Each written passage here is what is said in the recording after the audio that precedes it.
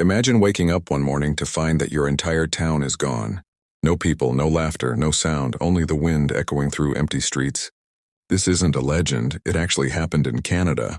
Deep in the wild cliffs of Newfoundland, there once stood a place called Great Harbour Deep, a fishing village that had lived for centuries. And then one morning, it vanished. Not by war, not by fire, but by choice and heartbreak. This is the haunting story of the town that disappeared overnight. Great Harbour Deep was founded in the early 1600s by fishermen who braved the Atlantic Ocean. They built small wooden houses, carved boats by hand, and survived on courage and faith. There were no roads leading there. Only boats could reach it. It was the kind of place where everyone knew everyone, where doors were never locked, and where the sea gave, and sometimes took, everything. Life was hard, but people were proud. They didn't need luxury, they had purpose. But isolation had a price. Winters were long and brutal. Supplies arrived only when weather allowed.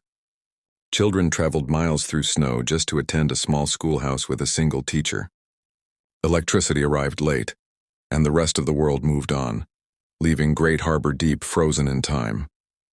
Yet for its people, that isolation wasn't a curse, it was peace. They didn't see themselves as forgotten, they were free.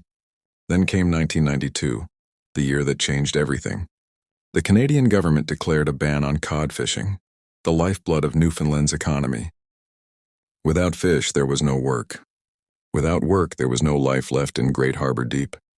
The government offered a relocation program, promising money for those who left. For the first time in 400 years, the people of Great Harbour Deep faced an impossible decision: stay and slowly die, or leave and lose their home forever. In 2002, the government's relocation boats arrived.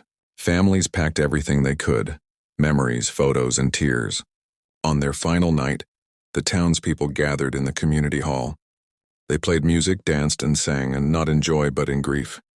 It was a funeral for their home. By morning, ferries came to take them away. As they left one by one, they looked back and watched the only world they had ever known disappear into the mist. After they left, Great Harbour Deep was abandoned. The wooden houses began to rot. Roofs collapsed under the snow. Boats were left tied to docks that slowly crumbled into the sea. Today, the forest is taking it all back. Grass grows through kitchen floors. Trees rise where children once played, and the only sound you hear now is the wind, whispering through the empty streets. But for those who left, the story didn't end. Every year, former residents gather for reunions. They remember the laughter, the dances, the sea breeze on cold mornings. They remember what it meant to live in a place where time stood still. They may live across Canada now, but in their hearts, they're still home.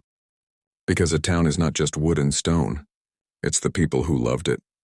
The disappearance of Great Harbour Deep wasn't just a tragedy, it was a lesson. It showed us the price of progress and the fragility of human roots.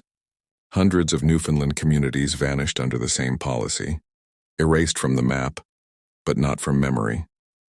Every wave that hits these shores still carries a whisper of courage, of loss, of people who refuse to give up until the very end. The town is gone, but its spirit will never disappear. If you ever visit Newfoundland, listen to the wind. You might just hear the echo of a song, sung by people who once called this place home. Because some towns never truly die, they just fade into legend.